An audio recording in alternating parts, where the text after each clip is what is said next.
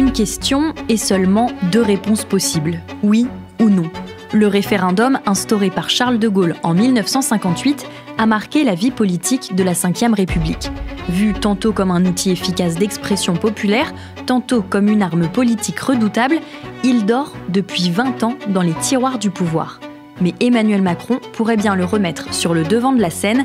Je suis Charlotte Baris et vous écoutez Au nom du peuple, une série originale de La Loupe, le podcast quotidien de l'Express. Épisode 2, 1969, et De Gaulle tomba. Au nom de la France, je vous demande de répondre oui. Dites non. Ah oui. Plusieurs référendums au sens de l'article 11 de la Constitution. J'espère bien que ce sera le oui. Se prononcer par la voie du référendum. Non. Si je vous dis personnage historique majeur en France et référendum, vous allez sans doute penser au général de Gaulle. Pourtant, un autre chef d'État l'a utilisé bien avant lui, ni sous la 4e, ni sous la 3e République, mais sous l'Empire. Ce chef d'État, c'est Louis-Napoléon Bonaparte. Le 2 décembre 1851, il orchestre un coup d'État. Et quelques jours plus tard, il demande aux Français ce qu'ils en pensent. Précisément, il demande si oui ou non, le peuple français veut le maintien de l'autorité de Louis-Napoléon Bonaparte et lui délègue les pouvoirs nécessaires pour établir une constitution sur les bases proposées dans sa proclamation du 2 décembre 1851. La réponse est un oui massif avec plus de 90% d'approbation. La France a répondu à l'appel loyal que je lui avais fait. Elle a compris que je n'étais sorti de la légalité que pour rentrer dans le droit.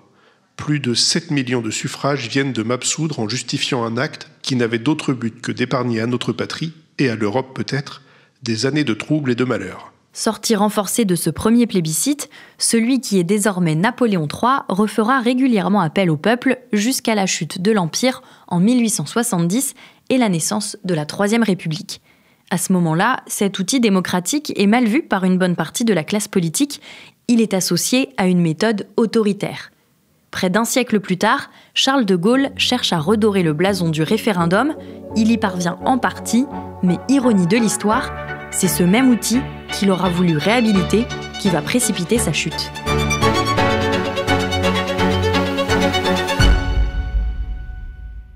Un jeune garçon, le regard fixe, une grande main posée sur sa bouche, et derrière lui, l'ombre d'un homme de profil.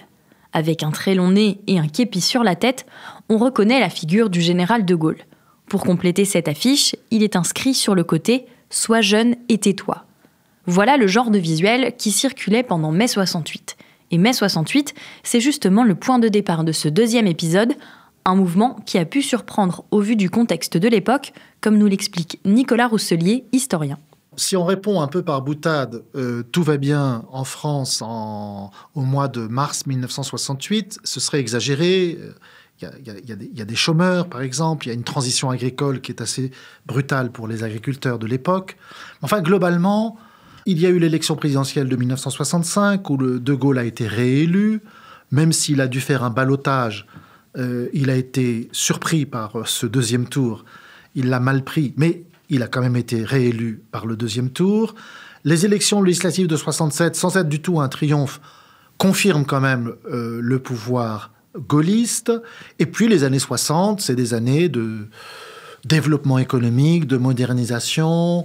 Beaucoup de sociologues à l'époque parlent de société de consommation, par exemple.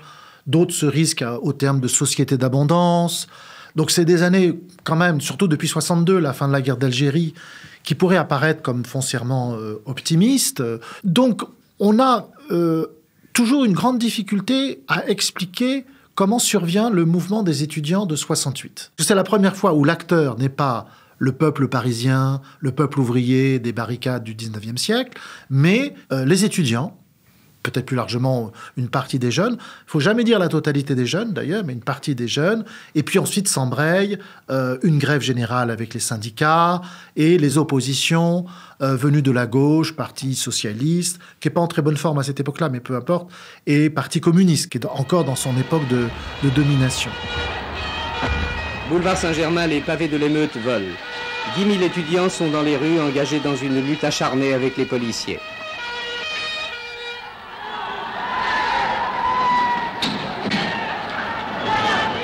Quand la nuit vient, la violence atteint son paroxysme.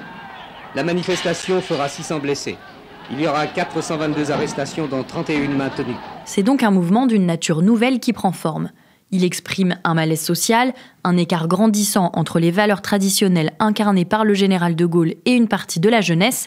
Mais pour le gouvernement, cette révolte demeure à ses débuts assez insaisissable. Ils sentent bien que ça n'est pas une prise de pouvoir par un parti d'opposition, c'est pas une élection perdue, donc tous les critères politiques traditionnels semblent être au vert, mais il y a une sorte de évanouissement, effritement des institutions du pouvoir, c'est ce que disent les témoins de l'époque côté gouvernemental. Et peut-être la surprise la plus grande, c'est que le général de Gaulle peut donner cette impression lui-même d'être à côté de la plaque. C'est pas très respectueux pour sa mémoire, mais c'est quand même un peu ça. Monsieur le Premier ministre, le président de la République s'adressera-t-il aujourd'hui à la nation ? Je ne pense pas, n'est-ce pas ? Mais si je puis vous résumer l'opinion du président de la République, c'est la réforme oui, la chienlit non. L'événement de mai 68 peut apparaître comme une petite colère adolescente des étudiants qui sont privilégiés, ça va pas durer. Et cette colère d'étudiants n'indique rien de la grande politique. C'est ce que pense de Gaulle. Et ça va vite se tasser. Donc, finalement, il délègue tout au Premier ministre. C'est Pompidou qui considère qu'il faut réouvrir la Sorbonne, c'est ce qu'il décide, contre l'avis de Gaulle. Vous voyez ? Donc, il y a aussi ce rapport de force en interne, mais ce rapport de force va affaiblir le couple exécutif. Vous voyez ? Donc, de certaine manière, il y a un événement. Un militaire doit être celui qui gère les événements et les circonstances, surtout quand elles sont surprenantes. Et là, il n'y a pas de Gaulle, en fait. Après plusieurs semaines d'absence, Charles de Gaulle semble prendre conscience, à la fin du mois de mai 68, de l'événement que cela représente. Il tente de reprendre la main dans une allocution télévisée le 24 mai. Tout le monde comprend évidemment quelle est la portée des actuels événements universitaires, puis sociaux. Une nouvelle fois, il évoque son outil constitutionnel fétiche pour espérer sortir de la crise. C'est la voie la plus directe et la plus démocratique possible, celle du référendum. J'ai décidé de soumettre au suffrage de la nation un projet de loi pour la rénovation. Reconstruire l'université en fonction non pas de ses habitudes séculaires, mais des besoins réels de l'évolution du pays. Mais finalement, ça n'embraye pas, il n'est pas vraiment soutenu, et ça n'a pas d'impact sur l'opinion, ça ne fait absolument pas baisser le mouvement. Et au contraire, ça apparaît presque ringard, évidemment aux yeux des jeunes 68ards, mais même un peu globalement. Parce que c'est toujours une manière de dire « c'est moi, de Gaulle, je vais régler la situation par un référendum, vous répondez oui ou non ». Donc le 24 mai, c'est un peu déjà un premier enterrement de l'arme du référendum. Donc il passe à autre chose. Le 29 mai, il quitte Paris, personne ne sait exactement où il est, ça crée beaucoup d'incertitudes, notamment pour le pauvre Premier ministre Pompidou qui littéralement se retrouve un peu tout seul à piloter le gouvernement. Mais il revient le 30 mai, donc là, il refait un discours, il ne repropose pas un référendum, donc ça montre bien que le référendum n'est pas la solution du moment, et il annonce « Dans les circonstances présentes, je ne me retirerai pas. Je dissous aujourd'hui l'Assemblée nationale. » Et aussi, donc, c'était aussi un appel au mouvement gaulliste, et le mouvement gaulliste va se manifester par la grande manifestation du 30 mai, les Champs-Élysées. Et les Champs-Élysées, c'est la geste gaullienne, parce que ça rappelle la libération de Paris. En un instant, le pouvoir, ce fruit mûr prêt à être cueilli, est devenu acide et hérissé de piquant. Il n'en faut pas plus pour que la manifestation silencieuse de soutien au régime ne prenne spontanément sur le chemin historique qui va de la Concorde à l'Étoile, l'aspect et les accents d'une fête nationale.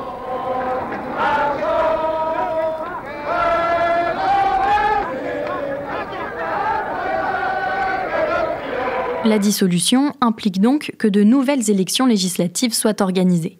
Elles se tiennent en juin 1968. Les nouvelles élections, c'est une majorité gaulliste.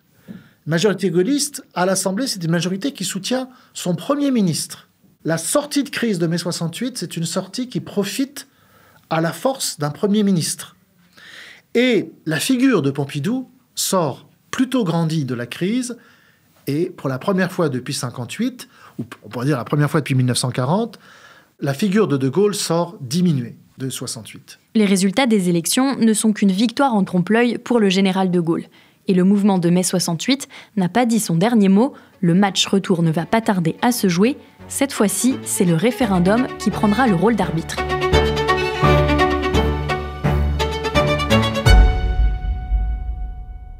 Quand, dans son ménage, on ne se parle plus que par oui ou par non, le divorce n'est pas loin. Cette phrase est signée Alain Poher, président du Sénat en 1969. Il la prononce alors qu'il inaugure la campagne télévisée sur un référendum annoncé par Charles de Gaulle. Une déclaration prémonitoire quand on connaît aujourd'hui l'issue de ce vote. Un vote décidé alors que la crise de mai 68 paraissait déjà loin. Entre le mois de juin 68 et puis disons le printemps 69, tous les voyants sont au vert. D'un point de vue politique, majorité à l'Assemblée nationale, pas exactement au Sénat, mais finalement, c'est pas très grave. Le président est toujours en place, mais il y a des signes un peu sous les radars, si vous voulez, l'évolution de la société, cette rupture faite avec la jeunesse. Donc, il y a ce sentiment qui n'a plus de prise avec le peuple français. Qu'est-ce que veut la jeunesse? Quelles sont les nouvelles questions de société? Le féminisme qui commence à se développer très peu de temps après. Bientôt va arriver l'écologisme dans les années 70. Bon, il se passe pas mal de choses, y compris même à l'étranger. Les années 60 sont des années radicales, un peu partout dans le monde. Il y a des mouvements sur les campus américains. Il y a des nouvelles cultures. Il sent ce qui se passe en Angleterre, en France ou dans les démocraties. Alors du coup, il veut reprendre la main. Il a son instrument favori, qui a si bien marché au début des années 60, donc il veut le réutiliser en 69, parce que à l'époque, l'élection d'un président, c'est pour un septennat, donc 65, ça nous amène à 72. Il sent bien qu'entre 68 et 72, la période peut être longue, donc il y a ce temps, si vous voulez, qui court après lui, parce qu'il devient âgé. Il y a des signes de problèmes de santé. Et donc, dans ce moment très difficile, il va, si vous voulez, une dernière fois, comme un vieux monarque, s'adresser à son peuple et sortir la baguette du référendum. Cette fois-ci, De Gaulle décide de poser 2 questions en une. D'abord, il propose de donner plus d'autonomie aux régions pour décentraliser le pouvoir. La deuxième réforme porte sur le Sénat qui pourrait fusionner avec le Conseil économique et social et passerait d'une chambre législative à une simple chambre consultative. Mais il y aurait pu y avoir plein d'autres questions. Et au fond, cette petite réforme du Sénat, cette amorce de régionalisation, c'est évidemment très petit par rapport à ce bouillonnement que personne ne sait définir, dont on ne connaît pas les limites. Donc, la question est minuscule par rapport à l'ampleur du malaise. Le malaise ne peut pas être formaté dans une question. C'est ça le drame de 69. Le pouvoir gaullien, pour le coup, apparaît vraiment une espèce comme monopole des pouvoirs. En bonne démocratie, les pouvoirs sont supposés être distincts et un peu concurrents les uns vis-à-vis des autres. Mais là, quand vous avez un président gaulliste, une assemblée gaulliste, et puis l'ensemble des préfets, l'ensemble de l'État, évidemment, qui marche derrière De Gaulle, ça donne un peu l'impression de monopole du pouvoir. Très vite, les questions posées passent au second plan. Et plus encore qu'auparavant, ce référendum devient un plébiscite pour ou contre le président de la République. Si je suis désavoué par une majorité d'entre vous, ma tâche actuelle de chef de l'État deviendra évidemment impossible et je cesserai aussitôt d'exercer mes fonctions. Dans cette période-là, le général de Gaulle ne peut pas faire une campagne qui ressemble à celle des premiers référendums qu'il avait fait. Il manque le décor, le contexte qui met entre les mains du président la solution pour sortir d'une crise. Parce qu'en fait, la crise, on est déjà sorti de la crise, 1 an avant. Là, on sort de quoi? D'aucune crise. De Gaulle n'est pas l'homme providentiel qui peut faire sortir de la crise. Probablement ceux qui ont voté non, enfin, si vous voulez, avaient encore une bonne image du général de Gaulle pour son rôle historique. Mais finalement, c'est un peu une tentation. Il donne à des Français, notamment les la société nouvelle française, ce que Chaban-Delmas va justement appeler la nouvelle société. Il donne la possibilité de mettre à la retraite De Gaulle par un référendum. Enfin, il y a un dernier élément aussi, c'est que De Gaulle a à la fois adoubé Pompidou comme étant son successeur. Donc, il y a l'idée que Pompidou a fait ses preuves contre le grand chef. C'est-à-dire que Pompidou a eu le courage de prendre position dans la crise de 1968 contre le côté peut-être trop militariste de Gaulle. Et une partie du peuple, enfin du côté de la droite, du centre, disons le mouvement gaulliste au sens large, a senti que Pompidou n'était pas simplement un second, mais a, disons, l'étoffe d'un chef. C'est-à-dire de quelqu'un qui peut se substituer à De Gaulle. Ce qui fait que c'est ironique, parce que le référendum de 69, la réponse donnée par le peuple ne va pas porter sur la question posée par De Gaulle, la réponse va porter sur « nous savons qu'il y a un substitut tout prêt à De Gaulle qui sera lui-même gaulliste, qui garantit donc la continuité, mais qui sera un personnage plus jeune, certainement plus sympathique d'allure, plus moderne aussi.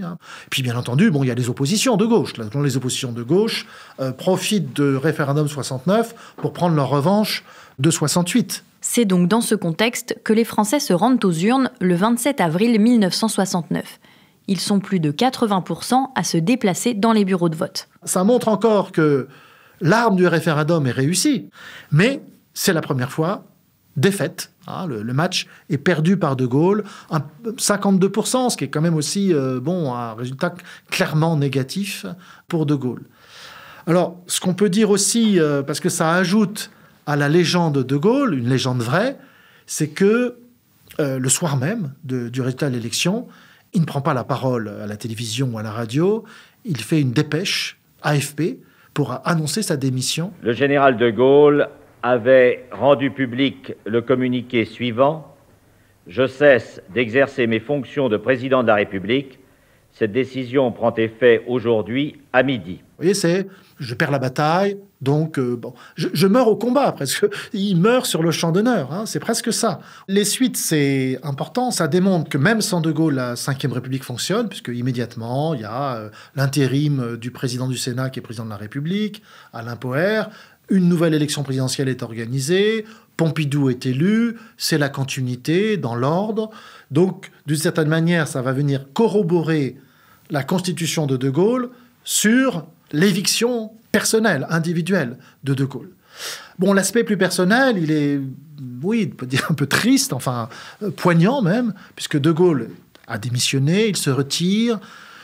Il se retire aussi de tout l'espace médiatique. Il y a un côté exil, enfin, finalement. Et puis surtout, du point de vue de la santé, il y a une mort qui arrive assez vite en novembre 1970, donc 1 an et demi après l'échec du référendum. Ça aussi, d'une certaine manière, ça participe de sa légende, puisque il meurt pratiquement en même temps que la République gaulienne, c'est-à-dire la République des temps héroïques où il a fallu sortir de la guerre d'Algérie, moderniser le pays à marche forcée, faire tenir un gouvernement. Voilà, ça c'est clairement terminé. L'outil préféré du général aura donc eu raison de lui. Et cette chute soudaine va durablement modifier l'usage du référendum en France.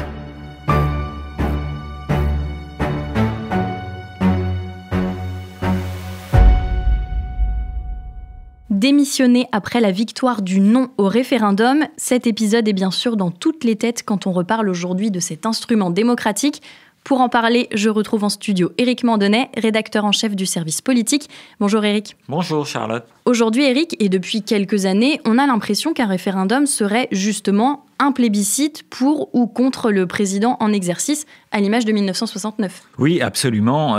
Évidemment, ce référendum de 1969, on vient de l'entendre, par sa dramaturgie exceptionnelle, a marqué les esprits. Donc évidemment, c'est une dramaturgie tout à fait exceptionnelle et qui, dans la mémoire collective, a imposé cette fusion totale, absolue, entre celui qui pose la question et la réponse. Et effectivement, De Gaulle avait l'habitude, pour chaque référendum qu'il a organisé, de se mettre en scène lui-même et de transformer ce référendum en plébiscite. Et j'imagine que c'est pour cette raison que les présidents ne l'ont pas utilisé depuis 20 ans. Oui, les présidents ont vu que c'était une arme qui brûlait les doigts. Évidemment, d'abord, les Français ont pris l'habitude de ne plus répondre systématiquement oui au référendum.